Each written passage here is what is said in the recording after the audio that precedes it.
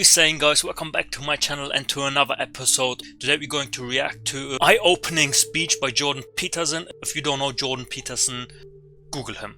The topic today is, should you quit your job? Especially now during this corona situation, a lot of people have been laid off and are questioning the company they work for, questioning their careers, questioning their future. Are they happy? Are you happy in your current position? Are you happy in your current job? Do you enjoy going there every day, spending 8, 9, 10 hours? Being in a toxic rabbit hole job takes your happiness away, and you're taking that toxicity back home and you're infecting everyone around you. So let's go right into the video and see what Jordan Peterson has to say.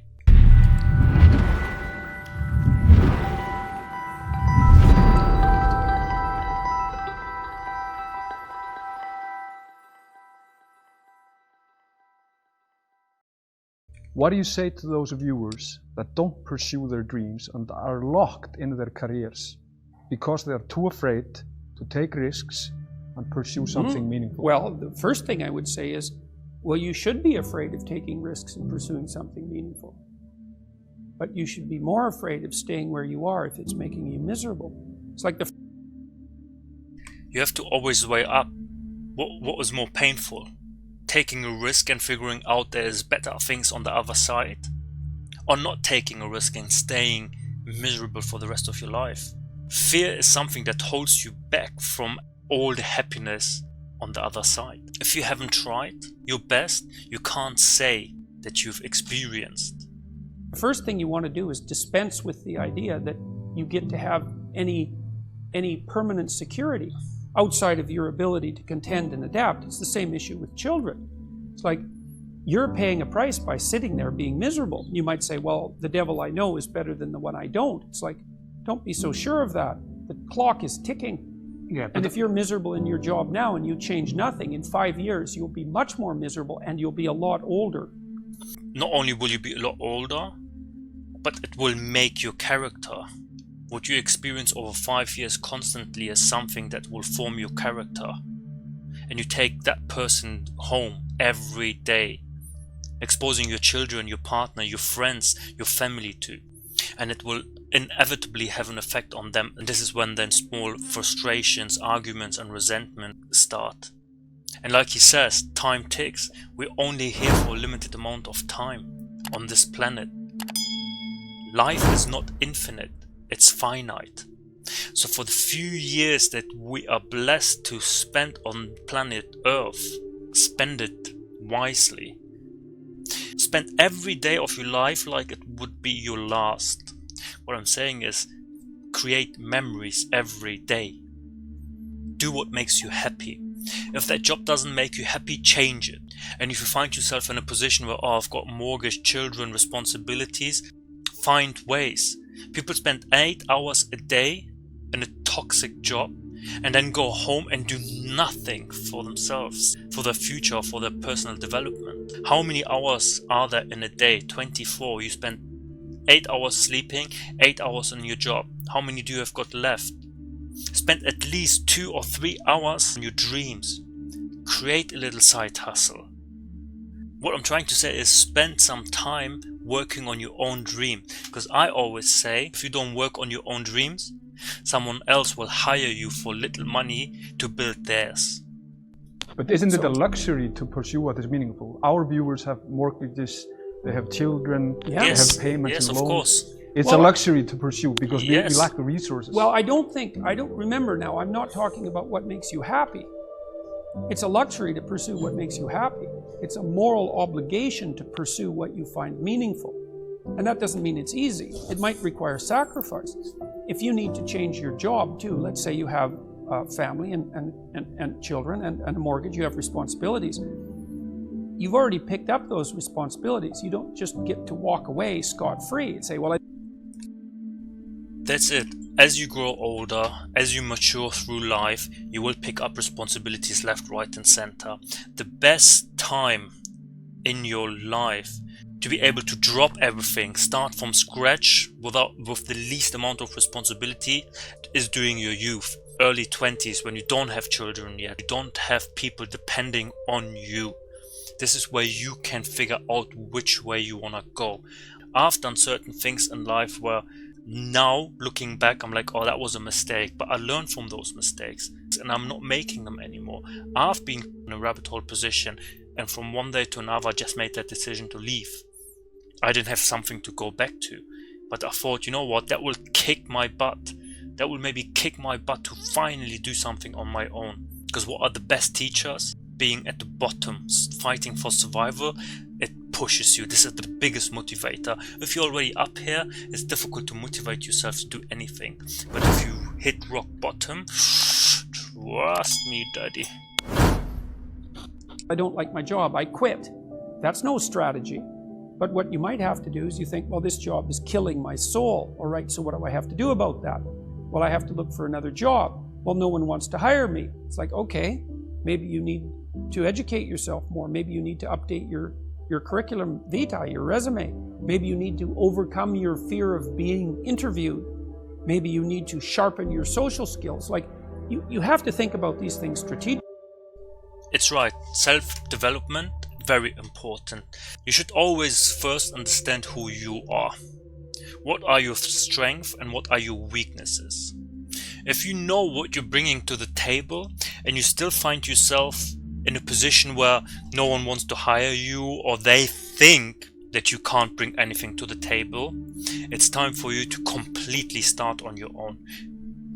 Don't let any human judge your abilities. How can someone else who's driven by prejudice and emotion grade you? How? How is that possible? Yes, you can say, this guy is a good bricklayer because he's got attention to detail, he's pointing nicely and all his walls are completely plumb and level. You can say that because you see and experience it. If you haven't given somebody the chance to prove himself or herself, you're not in a position to judge. That's why I always think the whole recruitment system is broken. You get rejected before you even been given the chance, before you even been given the opportunity to prove yourself. So many talented people out there are getting rejected left, right and center for no apparent reason sometimes, I believe. If you're going to switch careers, you have to do it like an intelligent, responsible person. That might take you a couple of years of effort to do properly. When you say pursue something meaningful, is it important to have a vocation? I think it's more important to have an ethos, an ethic. The first thing that you want to do is figure out, imagine you were taking care of yourself, like you were someone you cared for. Then you should figure out, well, if you could have what you needed and wanted, what would it be? What sort of friends would you have? Yeah, that goes back to what I said earlier. You need to understand who you are first. What makes you happy? I always imagine it this way. If someone came along and said, listen, I will pay you very high 6-7 figure salary for a job that you tell me you want to do. What is it that makes you happy? You know when they say make your hobby to your profession? What is your happy that you would want to do for the rest of your life for very high salary? But you have to stick to it. I ask myself that every day and I really don't know. I really don't have an answer. Do you have an answer to that? Put it down in the comments below. It'd be interesting for me. What would your family relationships look like? How would you conduct yourself with your children? How would you educate yourself? You need to think through how it is that your life could be properly arranged if you had that ability. And then you can aim at that. And the funny thing is that if you do posit a goal of that sort and work towards it, you will move towards it. The goal will change because you'll learn things along the way. But I mean, I've dealt with hundreds of people in my clinical and consulting practice, and we set a goal, we develop a vision and work towards it, and things inevitably get better for people. So it's not a luxury, it's difficult. It's a moral responsibility, and it isn't happiness. It's not, the pursuit isn't for happiness. And that might be the best thing that ever happened to you, because I would disagree. I would say the pursuit is for happiness. If it doesn't make you happy, there's no point pursuing it. It's difficult, but you have to set yourself goals in life. And if that goal doesn't make you happy, then you shouldn't be setting it as a goal in the first place. But to achieve that goal, don't get sidetracked. Focus on it and achieve it. if the structure you're in is going in that direction and you can't stop it, It's like, get the hell out of there and find something else. So it's not that hard to find a job when you already have a job. That's another thing to keep in mind too. You know, whenever you're working, and you will be, especially in the world of today where jobs are relatively uncertain, you should always have an escape route plan. And it should be active, because if you don't have an escape route and you can't get away, you can't say no. And if you can't say no, you can't bargain, and if you can't bargain, you're a slave. So that's how the world is set out at the moment. It's probably always been like that, but it's something that you really need to know, because you got to watch. If your being is objecting, the whole system is set up to put you into a rabbit hole, to not give you the opportunity to be able to say no. So that's why it's so important to spend your time wisely and create opportunities around yourself. Don't put all your eggs in one basket, because if you do, then you don't have any leverage. You can't bargain, you can't make any other choices in your life, because you're dependent on one thing and one thing only. to something that someone is forcing you to do, maybe you're right. Maybe you shouldn't be doing it. And lots of people end up living meaningless lives. And that's not a very good term, because there's no such thing as a meaningless life. Because one of the meanings of life is suffering. And there's no bloody way you're going to escape that. So you will not have a meaningless life.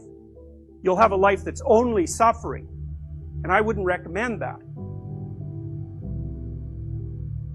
I completely agree. You shouldn't have a life where you constantly suffer. The only thing that I can add and repeat is always put in front of your eyes the fact that we are not on this planet forever. Our lives are finite. So how would you like to spend your time on this planet? For a job and for a boss, not hesitate to fire you like this, to get rid of you like this. Are you really going to put all your trust, all your eggs into his basket? Don't. The only person you can trust is your own ability to change your current situation.